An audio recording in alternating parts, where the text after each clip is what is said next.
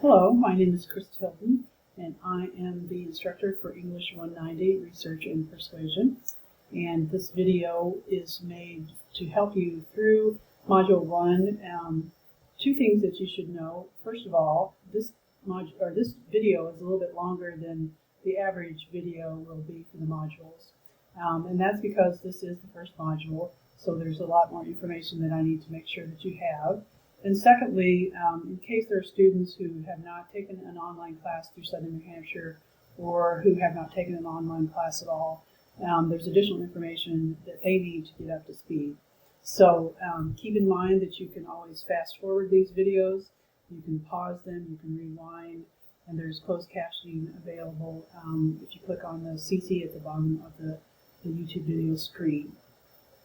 Okay, so this is the page that you'll see when you log into the course. The first thing that you want to do is always check to see if there are any announcements.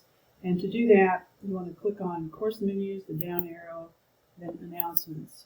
And the reason that you want to do it that way is that it will post the announcements in chronological order. So in this case, there is a note about participation guidelines. You can't participate until the class actually starts.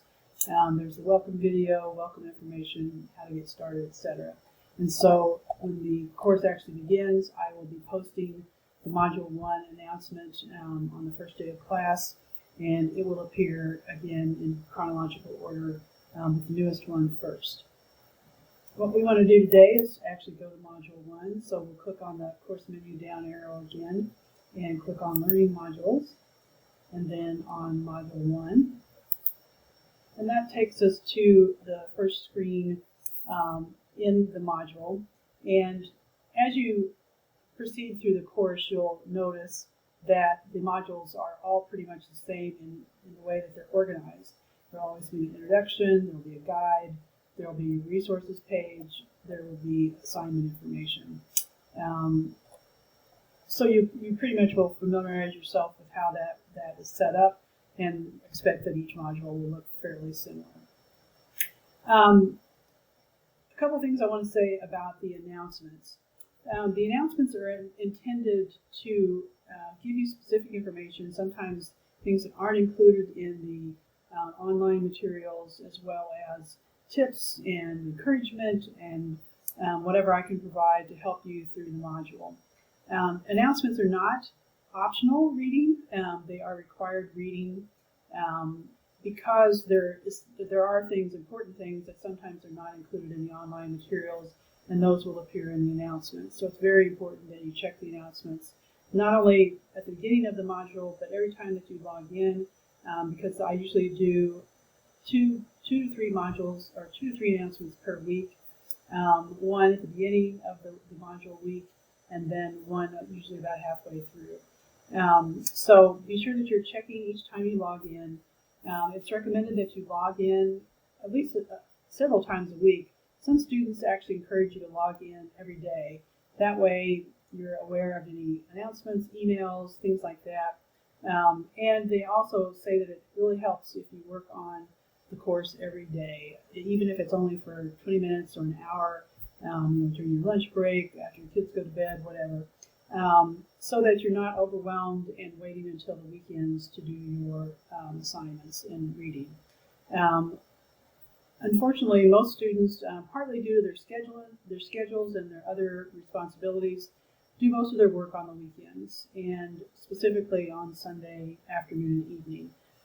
While this may be necessary due to your lifestyle, your schedule, students don't always produce their greatest work on that kind of schedule when they're doing everything on Sunday afternoon, Sunday evening. So we want you to get in the habit of trying to find time during the week. There will be some assignments that specifically you'll need to do things earlier in the week, for instance, discussions, but also thinking about breaking up larger projects into smaller chunks during the week. It's a really good idea. All right, that said, let's get on to the module.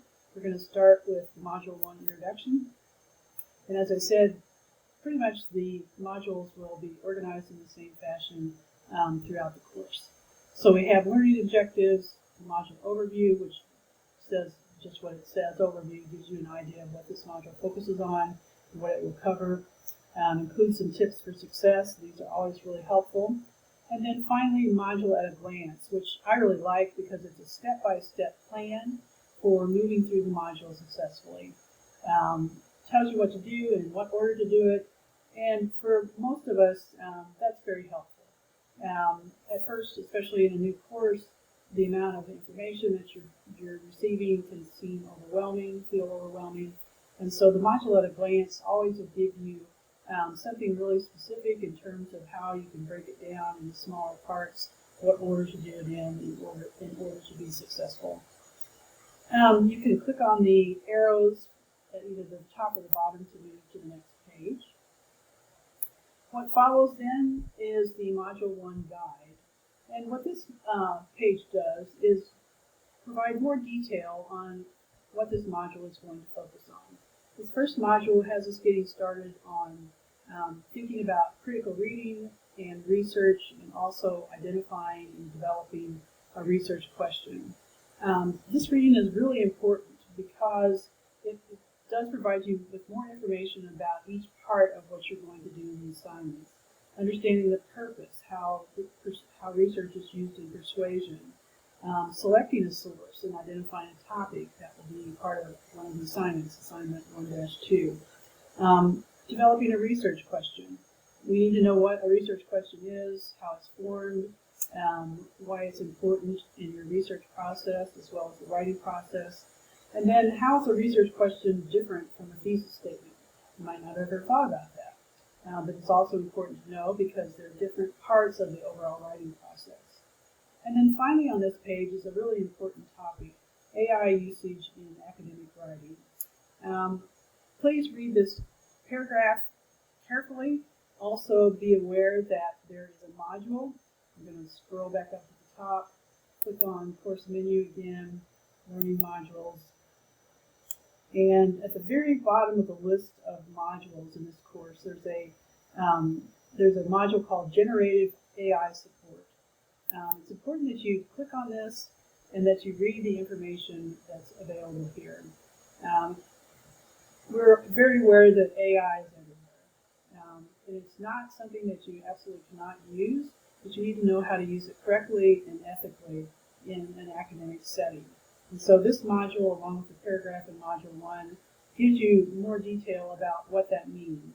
How can you use it effectively, ethically, how you can actually use the tool itself, as well as additional resources. So when you get to that paragraph in Module 1, be sure that you take the time to read both that paragraph and the module. All right.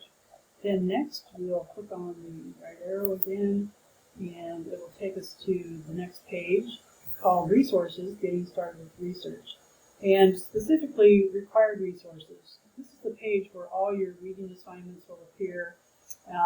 Sometimes they'll be reading of outside material, sometimes they'll be readings from the textbook, sometimes there'll be videos, but it's important that you read everything or view everything that is listed on this page, because this is what prepares you for successfully doing the assignments. You can't depend on just the announcement or the module guide. You need to do the required resources reading and viewing as well. This begins with the project resources document, and all of these have a hot link, so if you click on it, it takes you directly to the document. Project resources is where you're going to choose the topic area and then the specific topic that you want to work on for the rest of this class in producing the persuasive essay. Currently there are 4 areas specifically: artificial intelligence, book bans, gig economy, environmental sustainability, and then category of your choice. I'm going to stop at this point and make some comments about the category of your choice. This is a section from the Module 1 announcement that you can review when you look at the announcement, but I want to bring it in now because you may have questions as you're reading the project resources as to what this is all about. A special note about category of your own choice, which is one option offered on that page. This may seem like a good idea, but you should be aware of the following. Number 1, the topic and article must be approved by the instructor prior to submitting assignment 1-2. 1-2 will be due by midnight Sunday. That means you must email me with that information, the topic and the article, early in the week, no later than midnight Friday. So I have time to review, and it's also possible that your topic and article will not be approved, so you may need time to make a second choice. And again, that turnaround needs to happen quickly, so you have plenty of time to work on assignment 1-2. Number 2, if you choose this topic category of your own choice, you have to find an article that is relevant to that topic.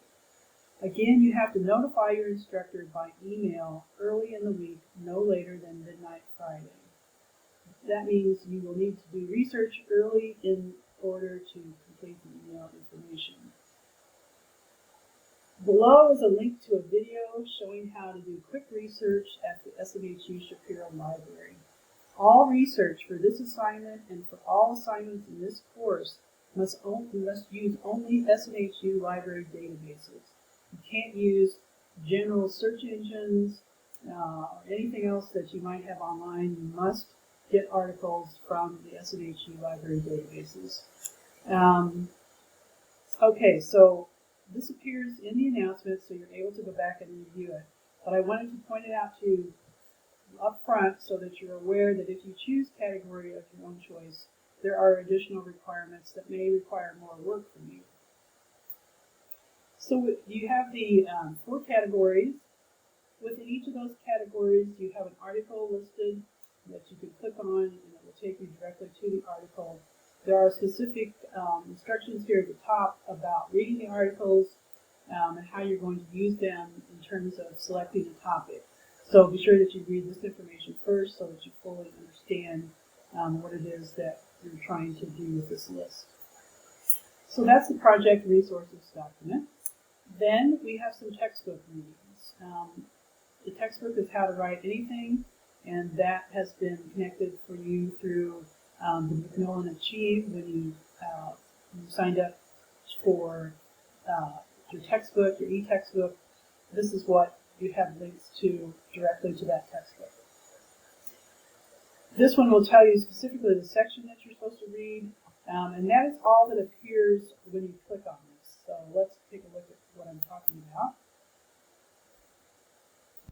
So when you go to the e-textbook, you'll notice that here at the top is the section that it's talked about, using persuasive appeals, and then there will be subheadings, appeals to emotion. And this is a pretty short reading. Not all of them will be short, so you want to take a look early in the module, early in the week, to see how much reading there is so that you can block out enough time to do the readings and you're not having to do them all on Sunday afternoon. There is no way to turn pages or anything. Anything that you're supposed to read will be edited so that only the information appears on the screen. So that's the first one, using persuasive appeals. And we go back, we'll see that the next one is also from the e-textbook, and this time you're reading in an entire chapter. And so for each of the section headings, you have a link that goes directly to that section heading. Let's click on Chapter 8, Arguments. This is a very important reading. When you write a persuasive essay, basically you're arguing, you're taking a stand on a debatable issue, and then you're supporting that stand, that position, by providing the reasoning and the research that supports your reasoning in taking that stand. So it's really important that you read all the information that's here. So we start by having general information about arguments, an argument example, refutation, or presenting an opposing view and then refuting it, is also given here. If you click on these page links, they're not always relevant, so you're not being asked about choosing a topic this time because we've narrowed that down on the project resources page. So for each one of these, you can click on the hot link and it will take you directly to the section that you're supposed to write. It begins by defining the genre of arguments, talks about how you write arguments important information about how they're structured, what works, what doesn't work in an argument. Imagining your audience, thinking about who you're writing to when you're writing persuasion, as well as some examples, some models that you can look at. There will always be a summary. You might have noticed that in the first one there's also a little bit of a summary. But you can't depend on these summaries to provide you all the information. You really do need to do the readings that are linked to. This one includes some questions at the end to help you with comprehension. What does it mean to take a stand on an issue? You should be able to answer that after reading these listings. What are the features of an argument as a genre of writing? Also should be able to answer that. The next one is a video, and you'll find that the course does make use of videos for two things. First of all, it's nice to have it broken up, not having just reading. Secondly, there are people who get information more effectively if it comes through a video where they're both hearing and seeing information. That's one of the reasons that I do the videos with the announcements at the beginning of each week, is so that people who need to hear it as well as read it have that opportunity. I also find, and I suggest, that if you're doing your reading in the evenings or after a long day of working or taking care of children, sometimes it's really helpful to have things read to you. That's another reason I do the videos. But also, everything in the course can be read to you. We've got videos, but if you'll come to the top of the page, on any page in the modules, you'll have a listen button. And that will let you listen to whatever's on the page. You push the play button and it starts at the top and goes to the bottom. It can be paused, rewound, etc. But it can be very helpful when you're tired to read along and listen at the same time. That gives you more of an opportunity to comprehend what the material is covering. So all you have to do is click on the hot link again. It'll start the video. Our videos have a kind of British accent person narrating them. So that takes a little bit of getting used to, but that's all it does. It just opens up the page. They're YouTube videos, so that should not be a problem. And then finally, under the required resources, we have a library resource, choosing a topic and developing a research question. Again, clicking on the hot link will take you directly to the page. Our library is just a wealth of information and assistance. Can't speak highly enough of our library. There are lots and lots of things to do with our course, very specifically responding to the particular assignments that we have. If you need to work with a librarian, there's 24/7 library chat information up at the top of the page. Move my box up there so you can see it. Library chat. You can email them directly. I believe you can still call them on the phone. But they are there to help, and they're very glad to do so. So take advantage of any library information that's made available to you. Then we have a section called Additional Support Optional. But what I will do usually with this section is point out the things that I think are important that maybe they shouldn't be optional. The first one is academic integrity. It's very important that you understand that all work that you submit is going to be your work, completely 100% your work. No borrowing without citation, no use of AI without citation, only ethical use of AI. So read the academic integrity statement. It comes directly from your student handbook.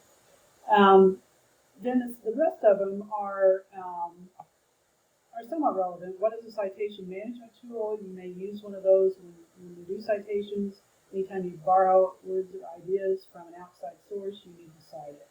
Otherwise, you're dealing with issues of plagiarism. A pretty serious academic problem. We have a library resource about academic or artificial intelligence, and finally some library information about APA, the style that you'll be using, citation style you'll be using for all your work in this course. And so we have some information here on basics. We will also have much more detailed information in later modules. All right, so that's all the assigned readings and videos. Let's move on to the next page. And this is our first assignment, our first discussion, 1-1, discussion using research. If you are not familiar with how to post in discussions, there is information available to you to click on Help, and then Student Tutorial Videos, and you'll find a list of all kinds of things here that will be helpful to you, how to do discussion boards, how to get feedback and grades, etc. So that should be a link that you familiarize yourself with early on, so you know what helps you do it. This first discussion is going to have you doing an initial post where you do a number of things. And the important things to know about the discussion information is, first of all, you'll have a paragraph that's giving you an overview of what the focus of this discussion is. Then it will be followed by specific information, instructions about what to actually post. There are two parts to every discussion. There's an initial post followed by 2 responses to classmates. There are different instructions for both. First we have the initial post, then we have response posts. You need to provide everything that is prompted in the assignment instructions. So, number 1, introduce yourself to the class, include your major, and anything else you'd like us to share or to know about. Number 2, describe a time when you used research in your life. Notice that there's an A, B, C, and D underneath that. You need to provide all of the information. So you're going to describe a time when you used research in your life, but you also need to tell us what was the purpose of your research. B, what specific steps did you take to complete your research? Break it into at least 3 steps. C, did you find any generated AI programs that were useful in your research? And D, which parts of your process worked well for you? Did you have any trouble finding the information? If so, what did you do? So you need to be answering all of those questions in your initial post. It is really helpful to me, the grader, but also to your fellow classmates, if you will break the initial post up into paragraphs rather than one long paragraph that we have to dig through to find your responses to A, B, C, and D. So use A, B, C, and D, make each one of those a separate paragraph. Answer all the questions, move on to the next paragraph. Answer all the questions, etc. Then we have the response posts. The initial post is due by midnight Thursday of the module week. The response posts are due by midnight Sunday. Again, read the instructions carefully. There's 1 and 2. They each ask specific questions. Each of the discussions will be different in terms of the instructions for both the initial post and the response post, so it's important that you read both, or that you read both each time, and don't assume that they're going to always be the same. If you make general response posts like, I liked your reading, or I liked your post, you did a good job on it, that's not answering these questions or providing the specific information that the response post should, and so you will earn low points. So be sure to read the instructions, provide what is asked for. Also, discussion rubrics. If you will click on that hot link, it will take you to a discussion rubric that gives you an overview, reviews the instructions of how to do the initial post as well as the response post. And then we have the discussion rubric, which is always a chart like this. There are categories for points that you earn, exceeds expectations, meets expectations, partially meets expectations, does not meet expectations. Total point values for each of those. Then we have criteria down the left side. And these are the different specific areas that are being assessed for grading purposes. Comprehension, timeliness, engagement, and clear communication. Read the exceeds expectations column. That's the one that should be your goal. You want to earn as many points as possible. You want to benefit as much as possible from what is being practiced and learned here. So a description in the exceeds expectations column tells you exactly what you need to do in order to have that category as grading for your grade. The next screen takes us to the second assignment for Module 1, 1-2, and it is the research question. Every assignment that requires something besides a discussion, the screen will look like this one. And at first, you might be wondering, well, where is the assignment? Where's the information? It's not hidden anywhere. You just need to click on Guidelines and Rubric, and it will take you to specifics for the assignment. So we'll click on that, and now we have all the detailed information. Again, the assignments will be structured, organized in pretty much the same way. There will be an overview paragraph that tells you the purpose of the assignment, what it is asking you for in a general way. Also, it will remind you of the things that you have already covered in the module, in the readings, in the module guide. And then it goes into directions, which is much more specific about exactly what you're supposed to do.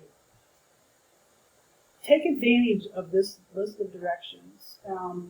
It tells you step by step exactly what to do. Do everything that it asks you to do. Don't do anything that is not on here. Don't forget anything. Use this list of directions kind of as a checklist. You can go back down and check off and make sure that you've actually done all the tasks that are listed here. I'm going to spend just a little bit of time going over this assignment because it's really important to getting this whole process started for the next 7 weeks. First, review the project resources. Remember, that's a document that's listed as the first reading on the required resources page. And you're going to select a category. For example, artificial intelligence, book bans, gig economy, or environmental sustainability. Next, skim the articles in that category and pick an article to read in depth. Each of the categories has 2 articles. Pick one of those articles based just on the title and read it. Use your critical reading skills and read that in depth. Then identify issues within that article that you might want to work with for this course. The information under each prompt will guide you through the process. So you're thinking about what things in this article could be debatable, that have 2 sides or more than 2 sides. If there's only one point of view, it's not debatable. But these articles are selected so that you are presented with several possibilities for debatable issues, so be looking for those. Also, you can use the article as a jumping off point. If it mentions something that perhaps isn't fully discussed in the article, then you can think about, well, I'd like to use this as a jumping off point and go in this direction. It's mentioned in the article, but I would like to research that further. I would like to know more about a possible debatable issue in that area. So you're not limited to just what the article covers, but you're using that article as a resource to help you expand and then do research about possible debatable issues. Then, for this assignment, you will state the purpose of your research and write potential research questions. Specifically, you must address the following rubric criteria. So in a moment, when we look at the rubric, we'll notice that 1, 2, 3, 4, and 5 are listed as criteria on the left side of the assignment rubric. Each of these should be a separate paragraph. Again, if it's one long paragraph, it makes it difficult for me to find out what's answering what. And if I'm at all confused, you're not going to earn as many points. Part of your one of the objectives of this course is for you to begin to be aware of how your writing appears on the page. You want the writer or the reader to not have any difficulty understanding your responses. So first, you're going to have a paragraph that's summary. Second, a paragraph that focuses on purpose. The third paragraph will be opposing sides. The fourth, reflection. The fifth, research questions. Let's look at each of those in more depth. First of all, summary. Summarize the main argument of the article that you selected in 1 to 2 sentences. Include the title and author of the article in your summary. That's really specific. 1 to 2 sentences about the main point. Include the title and author of the article in your summary. And then A is underneath it, so you need to include that as well. Identify the major category, one of the 4, gig economy, artificial intelligence, or book bans that the article discusses. Number 2, purpose. State the purpose of your research. In your response, consider the following point. A, explain your interest in the article and specify the topic in the article that you would like to further explore. The topic must be related to the article category, but it must be broad enough to sustain a research paper and have 2 clear opposing sides.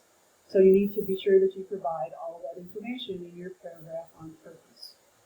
Number 3, 2 opposing sides. Remember, we're trying to work towards an argument, persuasive essay.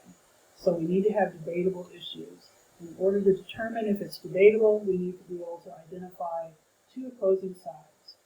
Briefly describe the core idea and main perspectives for 2 opposing sides of the topic in the article that you would like to explore further.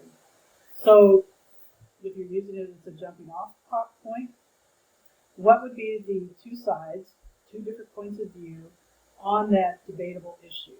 That's what we need to know. Hopefully this will be a paragraph, not just 1 sentence, because paragraph shows that you've really been thinking through this and that you're already starting to explore the possibilities and hence earn more points. Number 4, reflection. Reflect on any knowledge that you already have about this topic and explain your interest. Discuss what you would need to research to understand more about the topic. So what do you already know? Why is this of interest to you, this particular topic? Maybe you have some kind of a connection, or it relates to your major, or you've had some experience in that area. But give us a paragraph that explains what you already know and your interest, and then also discuss what you need to research in order to understand more about the topic. Because at this point, we're starting to expand that interest, the possibilities for research, and so you need to be able to list what are some additional things that I need to research. Number 5, research questions. Write 2 or 3 research questions about your topic. Think about the purpose of your research and identify questions that you would like to answer. Consider also problems that you would like to solve. So the minimum of 2, the 3 is good too, because the more exploring you do at this point, the more brainstorming you're doing at this point, gives you more possibilities, gives you more options as you move into your research. So think about the purpose and identify questions that you would like to answer. You will have read some information in the required resources that will help you with that, as well as that video that we clicked on. All assignments will include information about what to submit, and it's very important that you submit exactly what you're being asked for in this format. Your submission should be a 1-page Microsoft Word document with 12-point Times New Roman font, double spacing, and 1-inch margins. Sources should be cited according to APA style, both throughout and at the end of your assignment. So there are APA citations listed with each article on the project resources document, so you can just copy and paste that. But pay attention. I think sometimes this can run to more than 1 page, and that's fine. If it takes more than 1 page for you to include all this information in separate paragraphs, I don't have a problem with that. But if it's not double spaced, if it's not using the right font, if it doesn't have 1-inch margins, then there's a category in the grading rubric where points can be deducted. We have a link then to the project resources page for your convenience, so you can go back and look directly at that. And then finally we have the rubric for this assignment. Remember, I told you that under the criteria listings there would be corresponding categories, summary, purpose, 2 opposing sides, reflection, and research questions. Those are the 5 things. And then there's the final one, clear communication. consistently and effectively communicates in an organized way to a specific audience. In other words, is this submission readable? Is it understandable?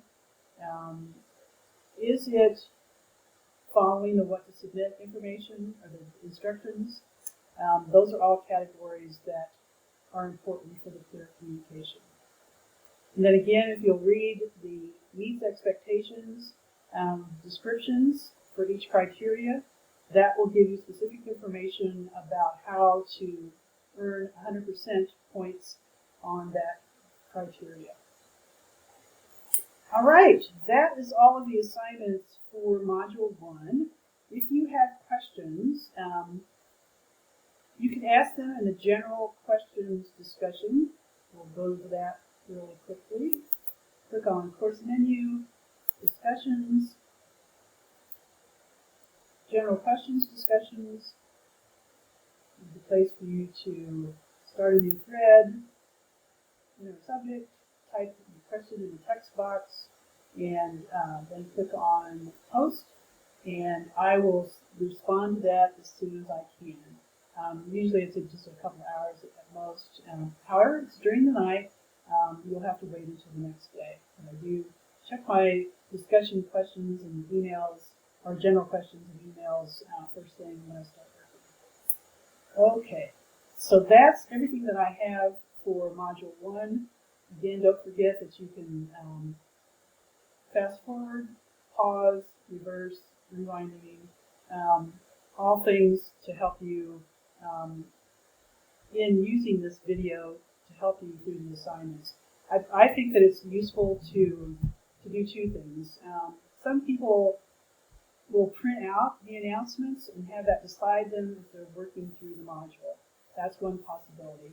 Another thing that you can do is with the videos, you can pause or read the instructions for that particular assignment, pause, do the assignment, and then continue on.